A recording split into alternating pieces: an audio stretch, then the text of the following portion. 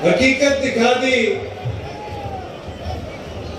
आपकी वफादारी ने मेरी जिम्मेदारी बढ़ा दी।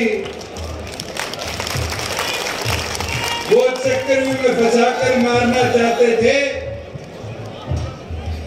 आपने 3 साल में मेहनत कर इस जेजेपी को एक नई जिम्मेवारी के साथ आगे बढ़ा दी। साथियों, ये 3 साल का सफर एक एक साथी जानता है कितना कठिन भी रहा, अच्छा भी रहा, मगर इस 3 साल ने जहां जिम्मेवारी के साथ साथ आपके संगठन को एक ताकत दी, मैं इतना विश्वास के साथ बोल सकता हूं कि चाहे जींद का उपचुनाव हो,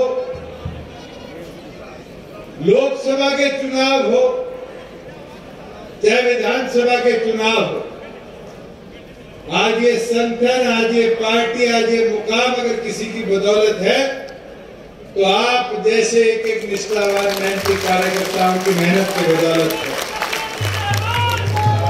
साथियों, ये 9 दिसंबर की तारीख बड़ा महत्व रखती है इस देश में।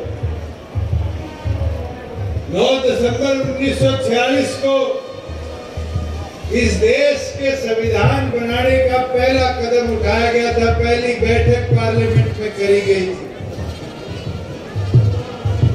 और आप सबकी मेहनत से एक पौधा लगाया गया और उस पौधे का नाम जननायक जनता पार्टी था। और आज जब इस मंच से मैं आप लोगों के बीच में बोल रहा हूं, ये भी सौभाग्य है कि 9 दिसंबर 2021 को एक इतिहास और रचा जा रहा है कि 380 दिन लंबा चला हुआ संघर्ष संयुक्त किसान मोर्चा ने आज समाप्त करने का भी निर्णय लिया। साथियों, मैं तो एक चीज बोल सकता हूं, मोदी जी का धन्यवाद करूंगा कि केंद्र के बनाए हुए उन तीनों कानूनों को, संविधान को समझते हुए, देखते हुए और उसकी ताकत को देखते हुए देश के आम नागरिक के मन को छूने वाला फैसला किया और उन तीनों कानूनों को वापस किया। 1 साल कोई हमारे लिए भी आसान नहीं था। मुझे वो दिन भी याद है जब पहली बार किसी साथी के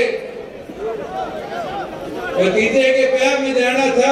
आप करना चाहते हैं, आपसे निवेदन है कि पुलिस प्रबंध कर लेना, और ये निर्णय लेना पड़ा कि उस शादी में नहीं जाएंगे क्योंकि उसकी शादी भी खराब होगी और पुलिस की व्यवस्था से 4 चीजें और खराब होगी।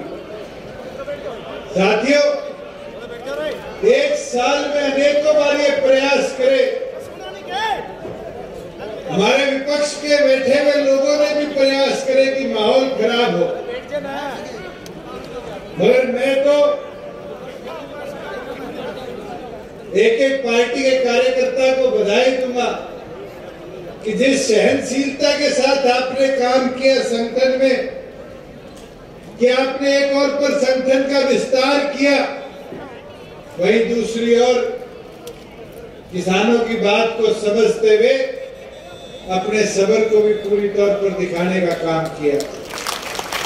कई साथी रुष्ट भी हुए कि आप फैसला करो, फैसला करो। साथियों, फैसला आपके हित का होना चाहिए और आपके हित में हमने फैसला करने का काम किया। कोविड के दौरान जब किसान की फसल खरीदी जाए, फसल ना खरीदी जाए, इसमें निर्णय लेने की बात आई तो गेहूं की 2000 मंडियां बनाकर एक एक दाना किसान का हमने उठाने का काम किया। किसान आंदोलन की मूवमेंट शुरू हुई, जीरी कैसे खरीदी जाएगी। पहले 200 मंडियां बनती थी, 400 मंडियां बनाकर उसकी भी खरीद पूरी तौर पर कराई गई। आज बहुत लोग कहते हैं कि 1 साल में प्रदेश में बड़े बदलाव आए। मैं तो खुशी के साथ एक बदलाव कह सकता हूं। पहले किसान मंडी में जाता था, अनाज बेचता था, घर आता था, 15 दिन 20 दिन सीजन खत्म होने के बाद आड़ती के पास जाने का मौका मिलता था। फिर हिसाब किताब लिखा जाता था, फिर महीना खत्म हो जाता था, उसके बाद हिसाब किया जाता था। कई बार तो पूरी फसल की पेमेंट किसान को 5 महीने 4 महीने तक नहीं मिलती थी। मगर पिछले 365 दिनों में, पिछले 1 साल में यह हमारा प्रयास भी रहा और हमने कर भी दिखाया कि अगर किसान आज अनाज लेकर मंडी में आता है, जैसे उसका उठान होगा 72 घंटे के अंदर उसके पैसे उसके खाते में डालने का काम आपकी सरकार करेगी। और साथियों, अगर किस कारण वो 72 घंटे से समय ज्यादा हुआ तो भी आपकी सरकार का प्रयास रहा कि 9% ब्याज के साथ उस किसान की जेब में कुछ फालतू डाला जाए। साथियों, मैं आपको एक चीज जरूर बोलना चाहूंगा। कांग्रेस में बैठे लोग बारी बारी एक प्रचार करते हैं कि जेजेपी को बीजेपी के विरुद्ध में वोट डाले। मैं आपसे पूछना चाहता हूं, झज्जर के लोग ज्यादा है, हुड्डा साहब तो बारी बारी इलाका करते रहते हैं।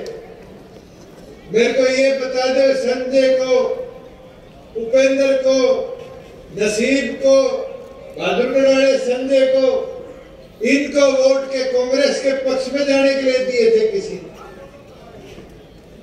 साथियों,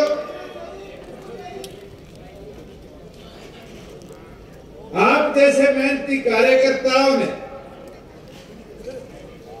मेहनत करी थी कि प्रदेश में आपका राज बने, प्रदेश की महिला को ताकत मिले, बुजुर्ग को सम्मान मिले, युवा को रोजगार मिले। इन 3 वादों के साथ आपने चुनावी मैदान में उतरने का काम किया और खुशी होती है कि जहां बुजुर्गों के सम्मान की बात थी, मैं भी मानता हूं आज 5100 नहीं कर पाए, अभी तो 3 साल बाकी है साथियों, और ये प्रयास रुकेगा नहीं, मेरी लड़ाई लड़ती रहेगी।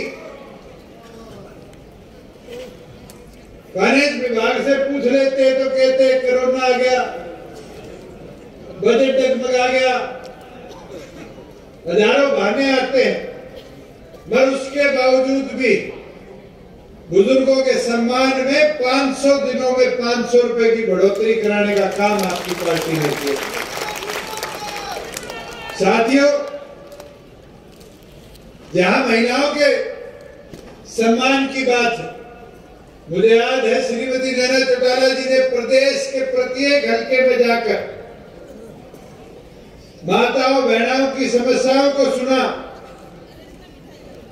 उनकी समस्याओं को लाकर पार्टी मंच से आगे हमारे तक पहुंचाने का काम किया, बराबर हिस्सेदारी की बात करेगी।